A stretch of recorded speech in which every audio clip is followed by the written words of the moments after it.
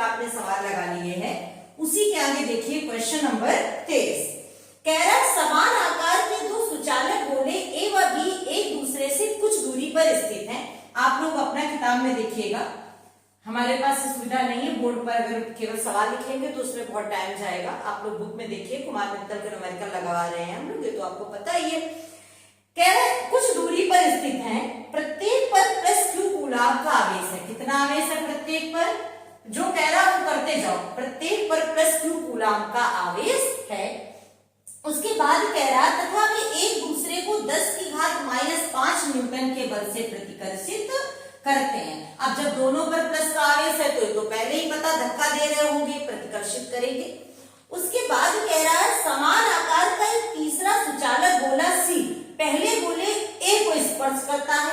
अब समान आकार का कोई सुचालक गोला सी है, वो समान आकार का सी किसको स्पर्श करता है? ए को। सी जब ए को स्पर्श करता है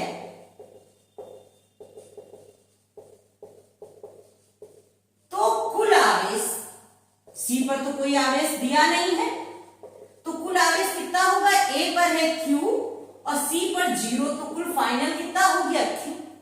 आगे सुनो, अब कह रहा है पहले ए को स्पर्श करता है फिर बी को स्पर्श करता है।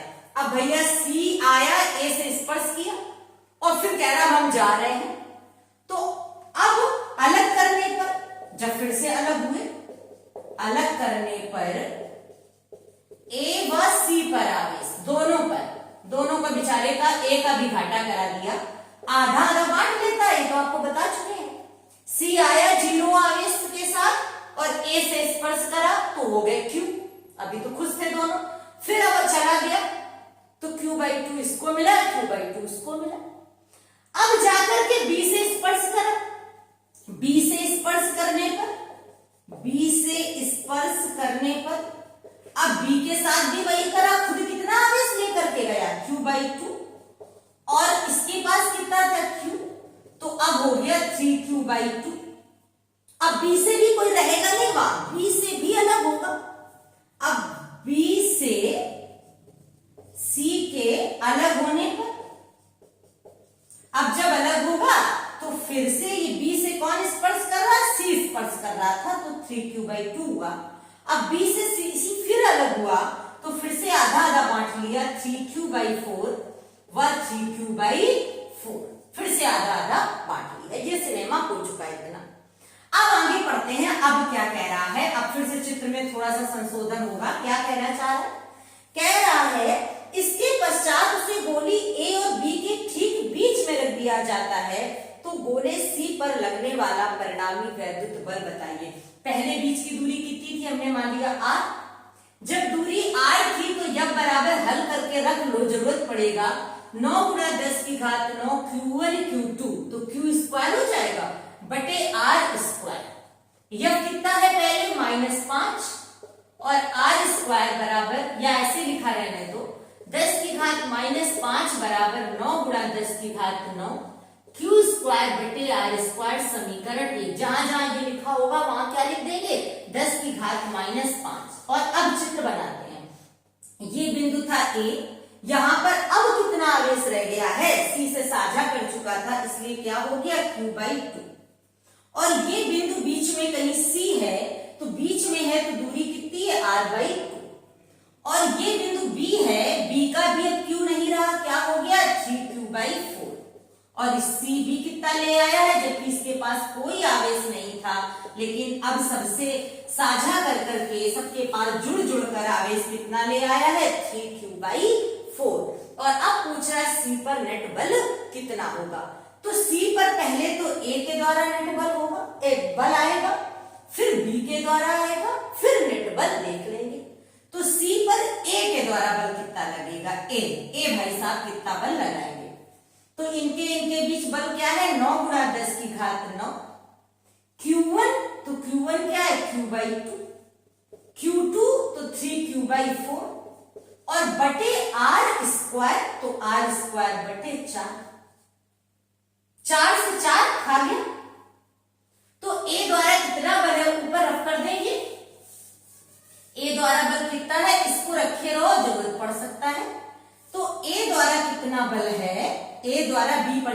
लिखते हैं ए द्वारा सी पर, या सी पर बल ए द्वारा, जैसे लिखना चाहे, हम केवल ए ही लिखते जा रहे हैं, आपको पता है हम कह क्या रहे हैं। कितना है 9 गुणा 10 की घात 9 और क्यू स्क्वायर बटे आर स्क्वायर, और बाद में जो बच रहा है उसको यहां लिख दिया, क्या बच रहा है 3/2।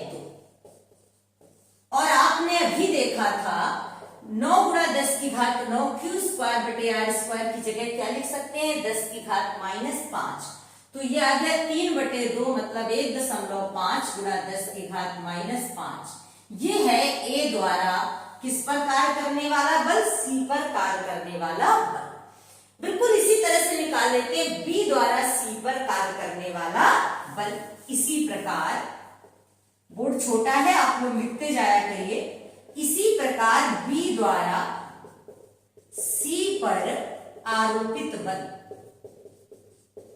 तो बी द्वारा सी पर आरोपित बल कितना हो जाएगा, बी द्वारा, हम केवल बी ही लिख दे रहे हैं, बी द्वारा बल है सी पर, पूरा लिख दें बी सी आर। 9 गुणा 10 की घात 9 Q1 क्या है 3Q/4, Q2 क्या है 3Q/4 और बटे आर स्क्वायर, तो आर स्क्वायर बटे 4, एक 4 और एक 4 चबा गया, कितना आ जाएगा 3 त्रिका 9/4 और ब्रैकेट में क्या आ गया 9 गुणा 10 की घात 9 क्यू स्क्वायर बटे आर स्क्वायर। इसका मान फिर से लिख देंगे 10 की घात -5, ये आप देख चुके थे इसलिए रफ करे दे रहे हैं। तो ये आ जाएगा बी द्वारा जो बल लगा वो कितना आ जाएगा 4 दूनी 8 और एक बचा 4 दूनी 8, 4 पंचे 20 गुणा 10 की घात -5 न्यूटन। देखिए ए सी पर उधर बल लगा रहा था 1.5 गुणा 10 की घात -5 और उधर से कितना लगा 2.25 गुणा 10 की घात -5। तो नेट बल कितना हो गया, जो ज्यादा है उससे घटा दो, बी ज्यादा लगा रहा था और ए कम, तो 2.25 गुणा 10 की घात -5 माइनस 1.5 गुणा 10 की घात -5, ये रफ कर दें।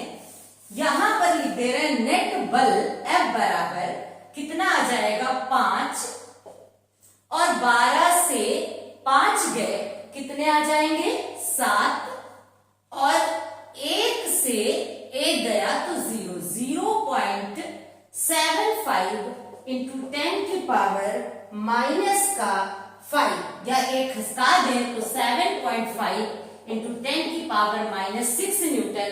और ये लगा किधर ए की ओर, क्योंकि आपने देखा बी ने ज्यादा तेज धक्का दिया। चित्र में एक बार फिर से समझ लो, चित्र में आपने देखा कि ए ने इधर से कितना बल लगाया, इधर बल कितना लगा 1.5 गुणा 10 की घात -6 न्यूटन और बी ने उस तरफ से कितना बल लगा दिया 2.25 गुणा 10 की घात -6 न्यूटन।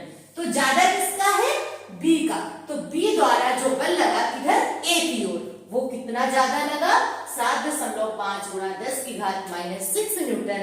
यही आपका सी पर नेट बल होगा। देख लिया आपने। अगले वीडियो में मिलते हैं क्वेश्चन नंबर 24 के साथ। कई बच्चों ने पूछा भी है सरकंडे की गोली वाला क्वेश्चन। अगले वीडियो में मिलते हैं, आप लोग लगे रहिए। फिजिक्स बाय श्रुति।